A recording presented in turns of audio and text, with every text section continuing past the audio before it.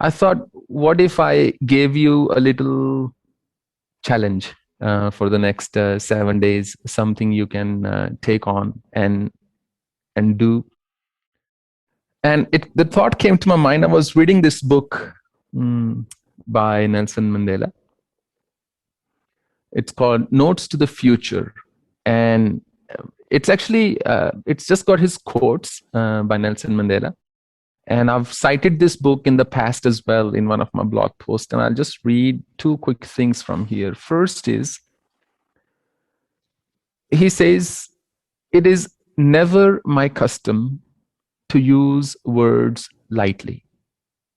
If 27 years in prison have done anything to us, it was to use the silence of solitude to make us understand how precious words are and how real speech is in its impact on the way people live and die." It's really remarkable that how we forget the importance of mindful speech. And in the Hindi discourses these days, we've been talking about this thing of siddhis, of attaining supposedly supernatural powers or something similar. But what does it actually take to get there? And if I were to really sum it up, of course, there are thoughts that come to human mind that are not always in our control. There are things we think, there are things we do. What we do is somewhat in our control. But think about it for a moment. We could say our action is sometimes forced. Sometimes you are put in those situations where you end up doing something that you wouldn't want to do otherwise. And when it comes to thoughts, it's very natural that you are sometimes feeling things that you don't wish to, and end up thinking things that that were not even part of your fabric. It just somehow, you don't know how, but somehow it just came to you, the thought. But just think about it. When it comes to speech, one thing which is absolutely extraordinary about speech is nobody can force you to say something. People can sometimes put you in very difficult situations where you end up doing something. But when it comes to saying something, nobody can force you to say something that you don't want to say, unless you are in love and your girlfriend says, "Did you miss me? And do you love me?" And then you maybe say, "Yes, I did," even if you didn't. Hopefully not. But jokes apart, you cannot be forced into saying something that you don't wish to say. And the difference between an awakened person and just somebody who's trying to wake up to one's immense potential is, an awakened person doesn't say what they don't mean. And an awakened person doesn't, whatever they say, they are mindful of it.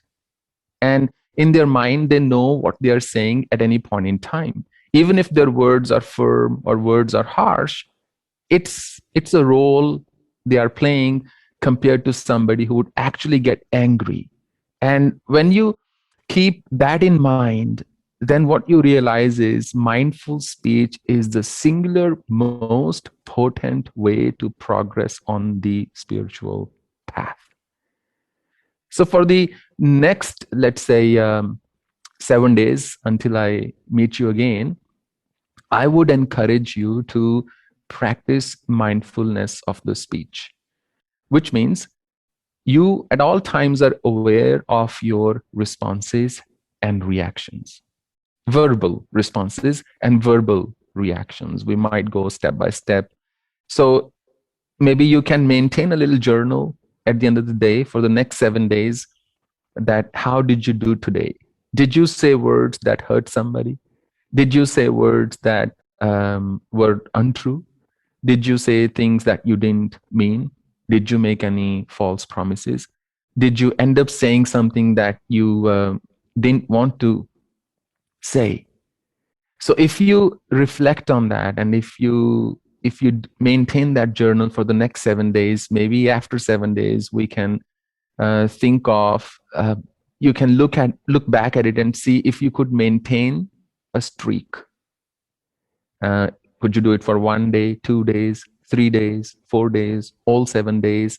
And wherever you faltered, what was that?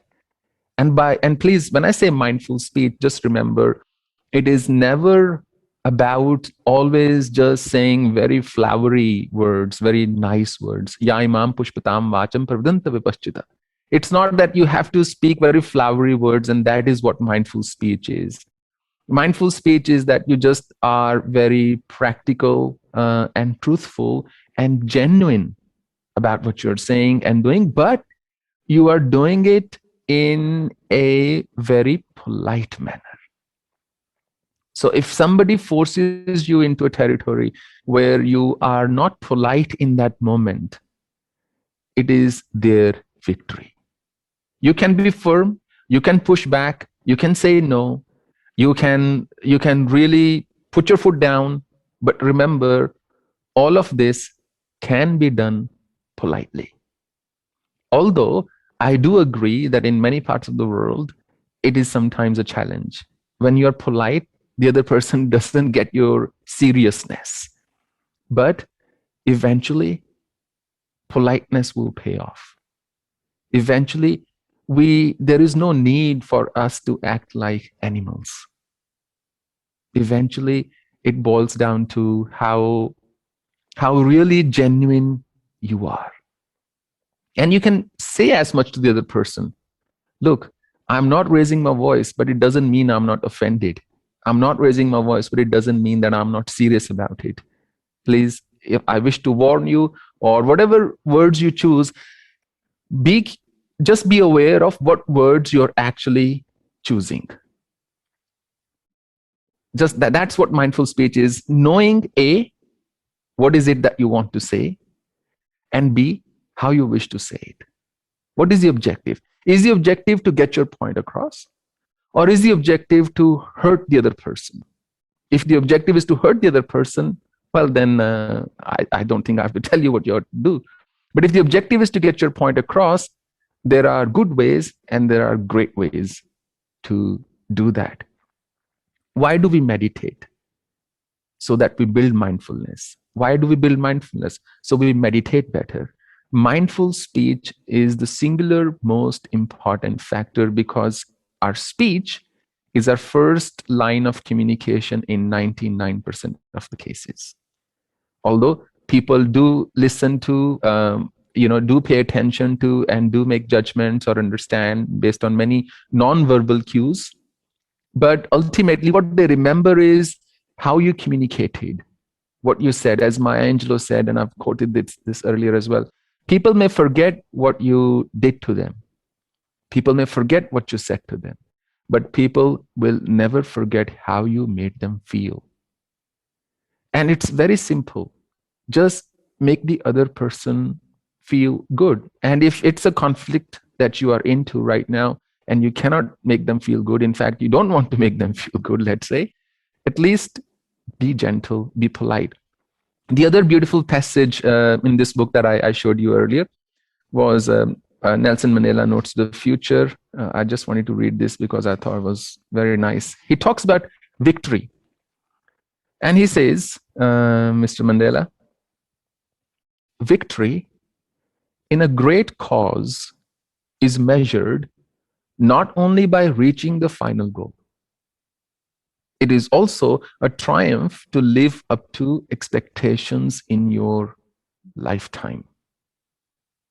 There is not a greater sense of victory, I feel, than when you feel really in control. When you say, yes, I handled that situation pretty well. I handled that situation without blowing up. When you are in that control, you are victorious. It's not just the outcome, because if the outcome alone was victory or triumph, then we would constantly be chasing new things, new ways to emerge victorious. Victory is when you say, I decided I would do that and I did that. Victory is I decided I would say that and I said that. Victory is I decided I would not act or behave in a certain manner and I could do that. That's victory. Victory is not necessarily just saying, I one day I thought I would accomplish this and I've accomplished it. I'm victorious. Maybe that's just one definition. But the journey can only be enjoyable if you are victorious for most moments throughout your journey. And that's something that's remarkable because at the root of it all is the singular most important thing, mindfulness. When you shout against your will, when you lash out against what you thought, when somebody forces you to say something terrible, negative, or bad that you regret later on, remember, you've lost the game. Remember, it is your spiritual loss. And sometimes I tell people, think about why do all of you have shown up today? Why do so many of you visit the ashram or wish to meet with me? It's not necessarily because I'm showing you my Virat Swarup or anything, right? It's not because of that at all. It is not because you get fantastic food in the ashram. It is not because you get this nature and view and things. It is not that I'm answering each one of your questions individually or personally. It is just because we share a bond of love. It is because I am not using words that may hurt you. And it is because my speech is mindful, you feel a certain way. Our silence and our words are two most potent weapons. Sometimes that's all you need to really elevate your consciousness, to rise to the next level of human glory. Just being mindful of your speech.